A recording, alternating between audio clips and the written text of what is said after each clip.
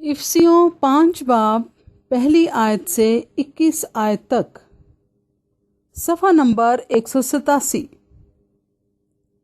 نور میں زندگی گزارنا۔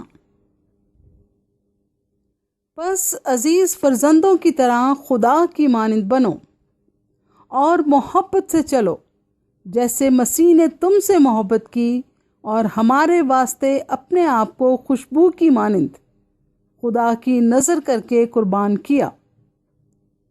اور جیسا کہ مقدسوں کو مناسب ہے، تم میں حرام کاری اور کسی طرح کی ناپاکی یا لالچ کا ذکر تک نہ ہو، اور نہ بے شرمی اور بیہودہ گوئی اور ٹھٹھا بازی کا، کیونکہ یہ لائق نہیں، بلکہ برعکس اس کے شکر گزاری ہو۔ کیونکہ تم یہ خوب جانتے ہو کہ کسی حرام کار یا ناپاک یا لالچی کی جو بت پرست کے برابر ہے، مسیح اور خدا کی بادشاہی میں کچھ میراث نہیں۔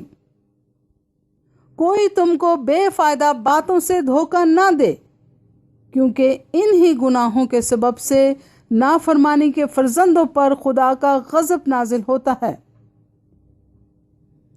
بس ان کے کاموں میں شریک نہ ہو، کیونکہ تم پہلے تاریکی تھے مگر اب خداوند میں نور ہو۔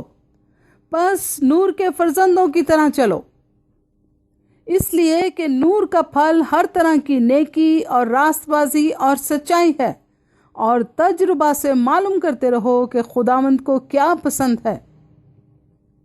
اور تاریکی کے بے پھل کاموں میں شریک نہ ہو، بلکہ ان پر ملامت ہی کیا کرو، کیونکہ ان کے پوشیدہ کاموں کا ذکر بھی کرنا شرم کی بات ہے۔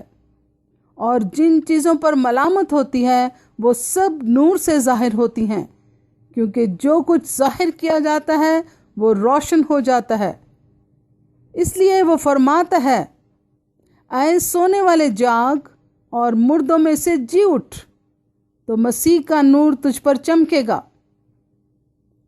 بس غور سے دیکھو کہ کس طرح چلتے ہو، نادانوں کی طرح نہیں بلکہ داناؤں کی مانند چلو، اور وقت کو غنیمت جانو، کیونکہ دن برے ہیں۔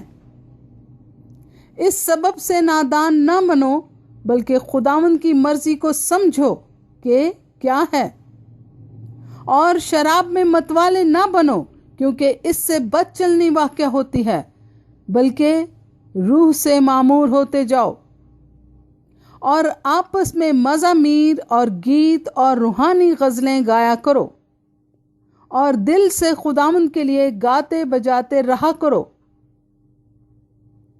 اور سب باتوں میں ہمارے خداوند یسوع مسیح کے نام سے ہمیشہ خدا باپ کا شکر کرتے رہو، اور مسیح کے خوف سے ایک دوسرے کے تابع رہو۔ آمین۔